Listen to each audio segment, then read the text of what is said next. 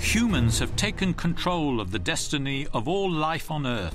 What was once the domain of the gods is now in the hands of mortals, and their leaders are worshippers in a temple of doom.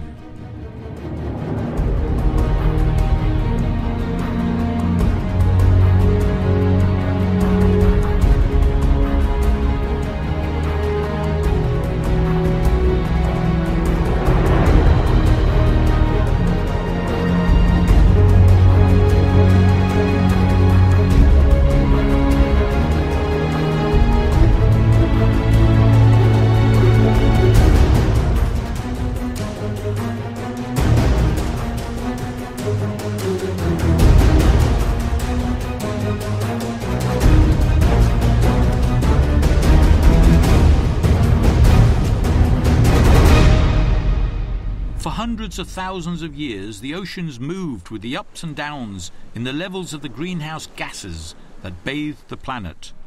But then, 200 years ago, humans began releasing a new layer of carbon dioxide into the atmosphere. Some scientists say this will raise global temperatures, causing an environmental catastrophe. A rise in sea levels of just a few meters would flood most of the coastline of the United States. Around the world, thousands of cities would be submerged by nature's retribution. Governments say they want to reduce greenhouse gases and protect species like fish in the oceans that are exposed to the economics of greed. The concept of environmental terrorism, I think, has to be appreciated at several levels. One, the whole system by which laws are administered in a country by the state and governments acting on behalf of the state. When governments themselves disregard the law and support or sponsor projects which are largely government financed, and they fail to observe the minimal requirements of environmental laws, that's the first act of environmental terrorism. The second is where non-state actors or non-governmental elements which are in the commercial sector proceed to either conduct deforestation or industrial fishing. For example, like all over the world, the coastline of Pakistan has also been adversely affected by allowing industrial type fishing in the past 2 decades. And that's another form of environmental terrorism, where you're not only terrorizing and decimating many species and swarms of fish species, but you're also adversely affecting the livelihoods of thousands, tens of thousands of people who depend on fishing for survival. And then thirdly, the manner in which chemicals are allowed to be used, toxic chemicals and pesticides in the industrial sector as well as in the agricultural sector, and the unchecked spillage of waste from the plants.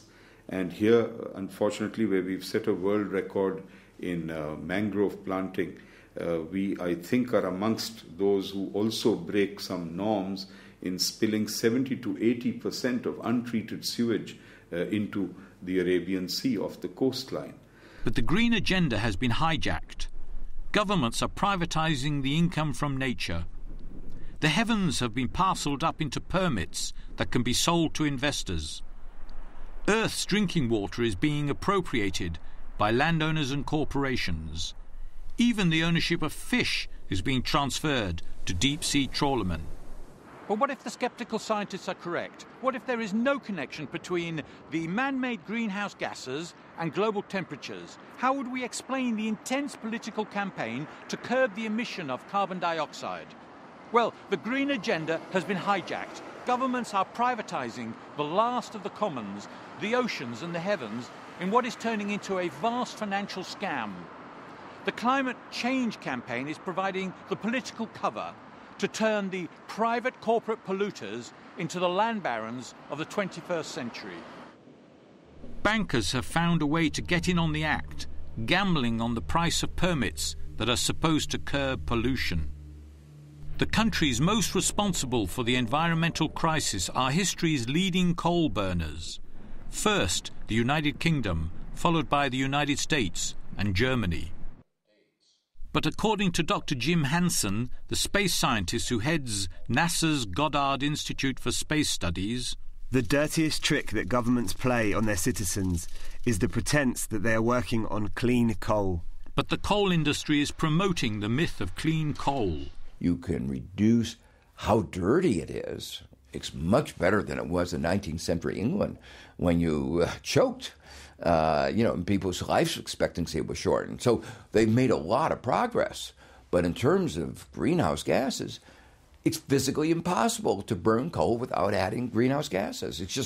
It's a physical impossibility.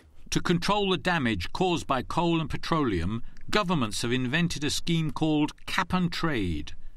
In America, a political architect of this policy is Timothy Worth. Senator Worth steered cap and trade legislation through Washington, legalizing a money-making scheme which became the model for Europe's cap and trade. It's hard for me to explain this system without feeling sick to the stomach. It basically takes the public air and turns it into private property. Not surprising that it came out of the University of Chicago. Privatizing natural resources through these subterfuges is unfortunately the universal pattern. It's something like the enclosure of common lands in England starting in the 16th century under Henry VIII. Lands previously assumed to be freely available to, if not all people, lots of people, are privatized, put to lower uses, in that case, sheep instead of growing food, and the rents accruing to a few number of people with influence at court. But according to Jim Hansen, cap and trade is a cop-out. It is driving the world down a dead end to an ecological and social disaster. Cap and trade is the temple of doom. It would lock in disasters for our children and grandchildren. Most countries that claim to have met their obligations actually increased their emissions. Others simply ignored their goals. Why is this cap and trade temple of doom worshipped? We know that economists were the ones who pushed this onto policymakers. Is that when I was writing Building a Win-Win World, I actually came across a letter that was sent out by the British Economics Association president to all of the member economists. And he said, this climate change issue is going to become very important. We have to understand it, and then we have to suggest policies that will enable us to, quote, capture this issue for our discipline, for our profession, quote unquote. And so they were busy selling this idea, and it played into the market fundamentalism, which was very much abroad in this country at that time. And of course, they talked about it being a market-based approach.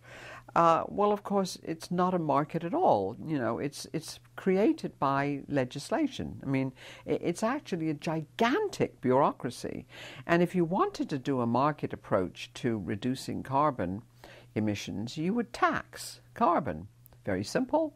And that's a much more market-based approach. Virtually every decision is distorted because we aren't pricing some of the scarcest resources that we face.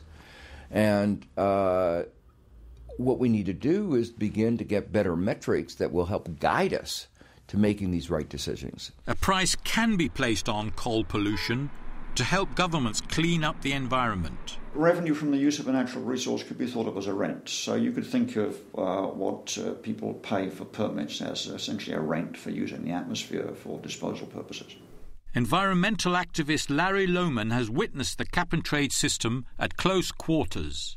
There's something a bit worrying coming down the highway, and that's carbon trading, which looks to be shaping up to be the mainstream solution pursued by various governments and businesses to the climate problem.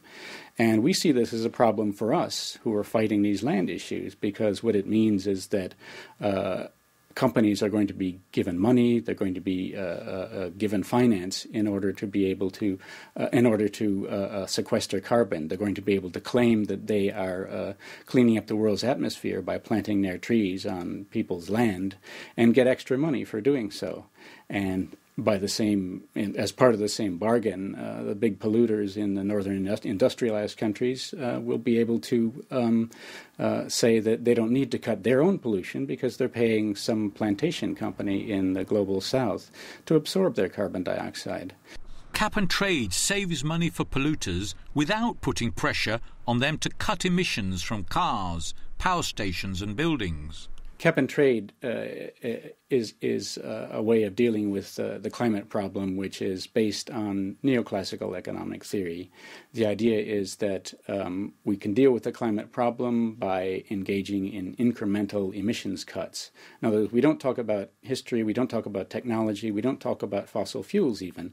What we talk about is trying to reduce our emissions by a certain numerical amount, usually a very small amount, every few years. And the trading part of that is really the neoclassical economists' big contribution to it, which is to say, well, let's do that in a way which saves the most money, especially for large corporations. Europe spent $50 billion on trading the pollution permits. The largest payment went to a German coal-burning utility. The emissions of carbon dioxide actually increased.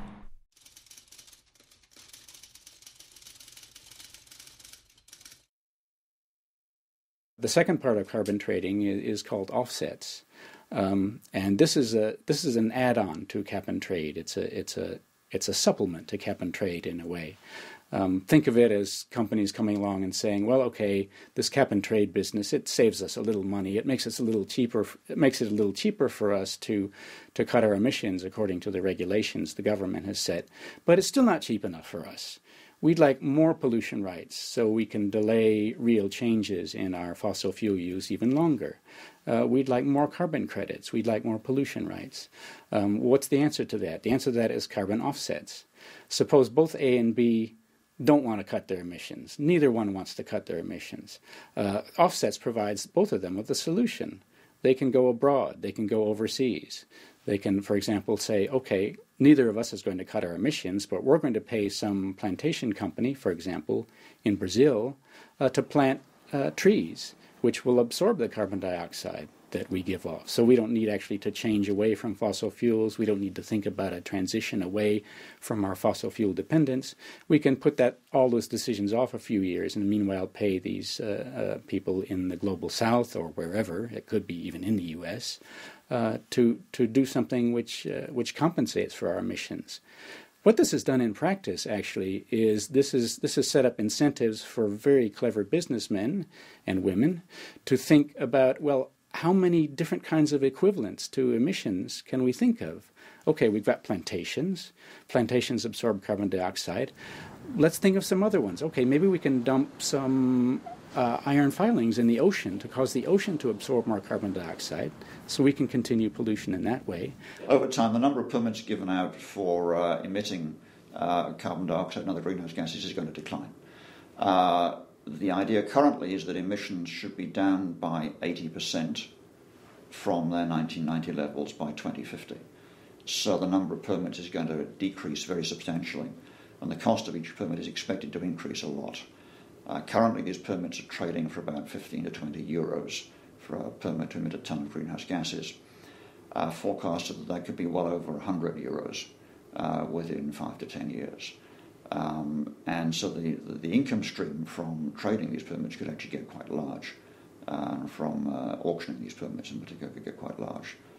So that the permit market in general actually is expected to be a very major market indeed by sort of 2020, 2030. Worth probably trillions of dollars annually. Many people say that this will be the world's largest commodity market. Many people in the world's financial districts, from Wall Street to the City of London to elsewhere, are talking about this as the replacement for the gigantic derivatives market, which resulted in the economic crash, which we're all suffering through right now. So there are big plans for this market. While the polluters get richer, hundreds of millions of landless people live on less than $1 a day. My colleagues and I have visited many carbon offset projects in places like India, and many of these factories, for example, there are sponge iron factories in Chhattisgarh state that we visited that are getting lots of money from carbon credits under the United Nations carbon trading scheme. For what? For claiming to be doing their business, producing sponge iron, a vastly polluting enterprise, a little bit more efficiently. And when you talk to local people, their concern is with the dominance of this company in the local area because it's taking over land, it's polluting water, it's taking over water, it's polluting the air, it's affecting their health and so forth. They don't necessarily want to hear about the supposed efficiency improvements that the company is making because the company itself is the problem. Changes in our treatment of nature are needed to deal with adjustments to the weather patterns or ocean levels, whether these are driven by climate warming or normal shifts in the state of the planet. Many people are concerned about the carbon market actually leading to a bubble similar to the property bubble, which played such a role in the economic crash. Again, the problem is, how do you value these assets, these commodities that are being traded in this market? We have a situation today where under the United Nations carbon trading system, under the Kyoto Protocol, most of the offset credits, most of the carbon permits produced by offset projects under the Clean Development Mechanism, which is a part of the Kyoto Protocol, are actually being bought up today not by polluters to offset their pollution. They're being bought up by Wall Street firms. I'm talking firms like Goldman Sachs, Morgan Stanley, Deutsche Bank, BNP Paribas, and so forth. These firms are buying up these credits not in order to deal with their own pollution problem, which is not as serious as that of manufacturing industries. They're buying up these permits in order to gamble with them, in order to speculate with them, because they're assets which, if they increase in value, you can make money off that. If they crash, if they go down in value, you can short them. You can make money off that. You can make money off the way they go up and down, volatility. That's a way hedge funds, for example, make a lot of money. So all of these financial institutions are getting very interested in this carbon market, not only because it's big, and not only because the assets being traded in it are a new, exciting asset, which might be a little different from some of the other assets which they're trading in, but also because they just see it as a fantastic new opportunity to make money. So what we're seeing now is, in effect, a lot of climate policy is actually being passed de facto into the hands of Wall Street and the City of London. And, this is inevitable in a market of this kind. And one of the dangers of this, of course, is that it's going to help drive a bubble in carbon credits. And there's a real danger of this, is that there's a rush into these carbon commodities, which no one knows what they are, where they came from. I mean, they're being packaged, they're being sliced, they're being diced. Credits from a windmill project in India are being put together with credits from plantation project or an efficiency project in Brazil, being packaged, securitized, and so forth. You have the same kind of thing that you saw with the financial crisis, an extremely complex market of assets which no one really knows what they are. No one really understands them. And yet there's a lot of interest in them, and there's a lot of investment in them, which can drive the price up and up and up, until somebody realizes, well, gosh, what are we actually trading in? Do we really trust each other that we're trading in a real commodity here? Suddenly people lose confidence, people stop lending to each other, people lose interest in the market crashes. A lot of money gets traded on Wall Street and in the City of London, where they trade these carbon derivatives between each other, but very, very little carbon gets taken out of the air. An estimated 80 million people in Bangladesh alone are said to be at risk. They live on the delta, and if the oceans rise, their homes will be swamped. Already many Bangladeshis have sought refuge on the other side of the Indian continent, living here in Karachi, on the edge of the Arabian Sea, seeking a living. But if the oceans rise, they will once again be displaced, they or their children driven deeper into the heartlands of Islam, where governments are already in conflict over that most precious of natural resources, drinking water. But governments are also giving away the value of life in the oceans. Oceans once teemed with life. Coastal communities, like those in Iceland, lived in harmony with the fish that fed them. Gunnar Thomasson, while working at the International Monetary Fund, discovered that the conservation agenda was a cover for speculating in the money markets. Corporations with factory-sized fishing vessels had the financial muscle to acquire the fishing permits. Iceland granted those permits without charging the full rental value of the fish off their shores. The quotas have become a major instrument for raising funds from the banking system. This became a major source of funds for the financial speculators who have now driven Iceland into bankruptcy. Many fisheries firms didn't only do fishing, but went into speculation, using their quotas to raise funds to speculate in financial markets. After the collapse of their banks, Icelanders realised that they needed to start charging rent for the right to fish their coastal waters. From the waters of the oceans to the rivers on the continents, many wars in the future will be fought over drinking water. Rivers are running dry, droughts turning fertile farmland into semi-deserts. In America, water scarcity began with the arrival of cattle ranchers. Governments failed to protect the rights of future generations as ranchers and farmers privatized the rents of water. Mason Gaffney, a professor at the University of California and a world authority on the economics of natural resources, denies that his state has a shortage of water. It's not that nature has been so stingy. It's that human institutions have been counterproductive. Any student in elementary economics who studied supply and demand would tell you that if you set a zero price on something, the demand will exceed the supply. That's what's been done with water in California. And that's why we have chronic water shortages, so-called. Today, property rights are based on the willful waste of water. The early privileges were allocated in proportion to the previous ownership of land. And then the lawyers got busy and started using the word property and rights in respect to these, what are actually licenses. Now, a license is different from property. A license is terminable. A license is subject to conditions. There was no agency that was enforcing those conditions. There was no agency that even conceived of something like economical use as opposed to waste. So basically the idea was you established your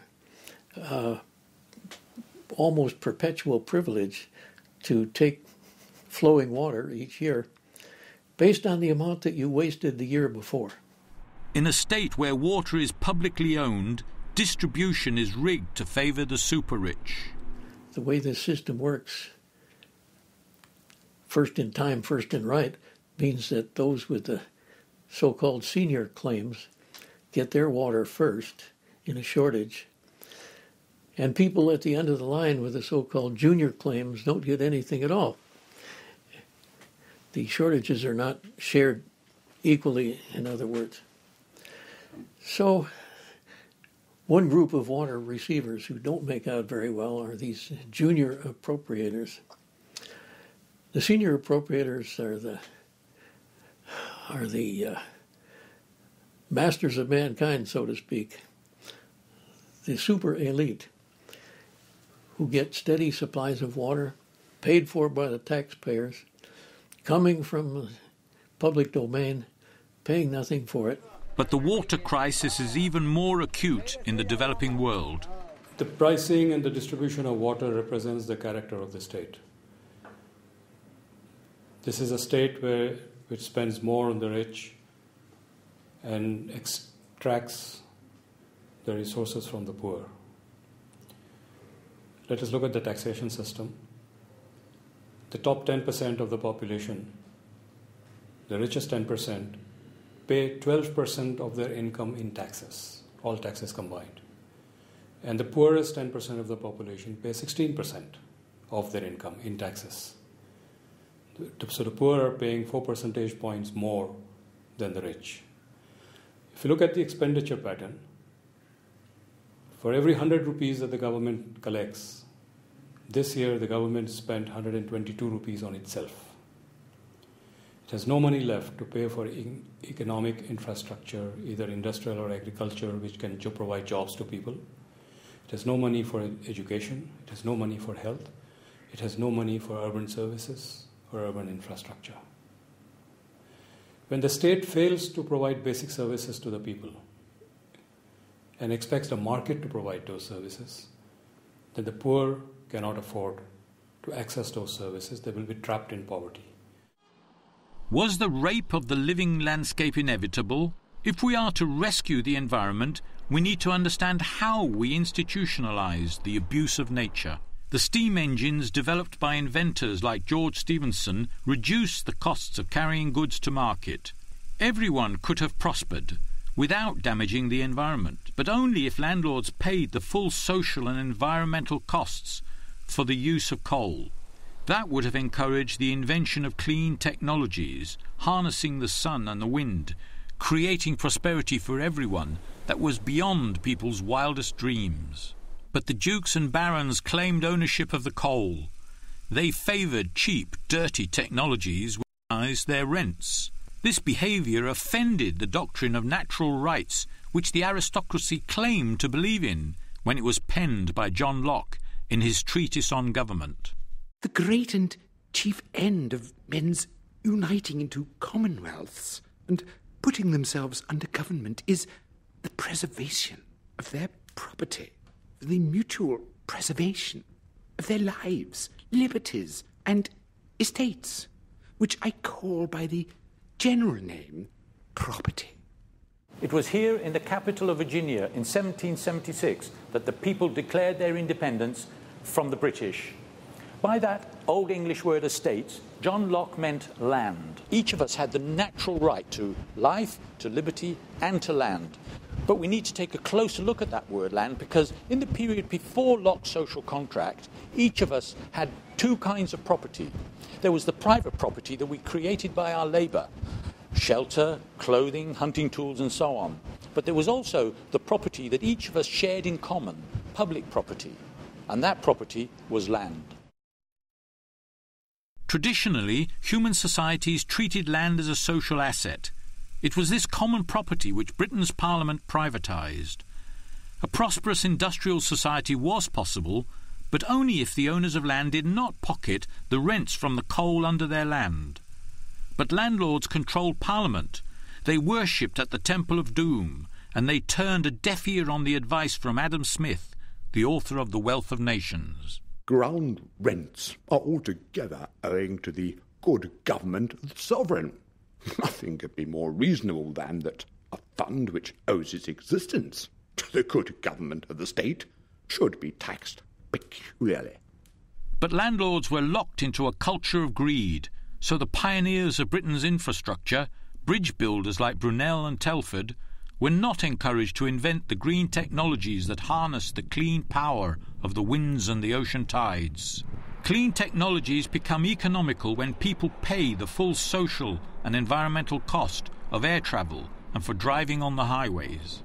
In America, adding $1 to the price of a gallon of gasoline would yield revenue of $670 billion. That could be paid back to the people as a dividend of $3,000 per person. About 60% of the people would end up with more money in their pockets, and the other 40% could cut their loss if they cut the carbon footprint they stamped on their communities. That was Adam Smith's tax revolution. Pay for using nature's resources and cutting taxes on wages. A new social contract is needed with nature. This new constitution that Ecuador recently ratified overwhelmingly gives land total rights, inalienable rights. The forests, the rivers, the plants, the animals, all have inalienable rights. In fact, basically what the Constitution says is we can't own them. They're there. We can participate. I think that's a very, very important concept because, after all, if you believe that I own this piece of land and I believe I own this piece of land and I'm abusing it, and you're an environmentalist, and you come along, you now have to somehow convince me that I've got to change my relationship to something that legally I own. That's very different from if we have a concept that says, I don't really own this land, it has its own rights and I'm living on it, and you come along as an environmentalist and say, yeah, but you're not living on it with respect, by giving it respect. You've got to follow the rules and give it respect. It seems subtle, but it's a significant difference. So I think ultimately we need to get away from the idea that anybody owns land at all or any corporation owns land. The resources are there, but how do we use them and what do we give back to the land? How do we recycle? How do we charge for these things?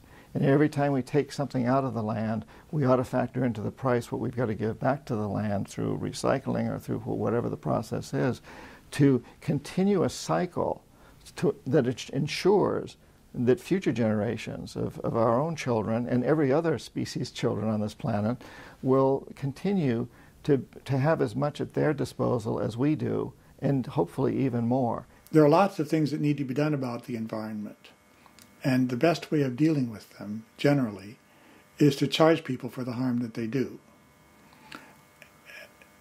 So if we were to adopt the understanding that all people have equal rights to the earth, we would see it as both fair and efficient to require everybody who does environmental harm to pay for that harm.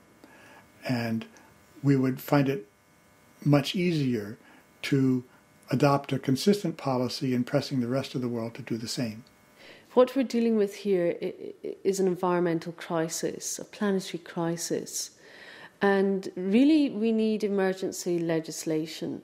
A universal declaration of planetary rights is just that. It is the international tools to use at point of emergency. We have reached that point, and we need to put that in place, and we need to actually vote it in as internationally binding from the outset. We can do that.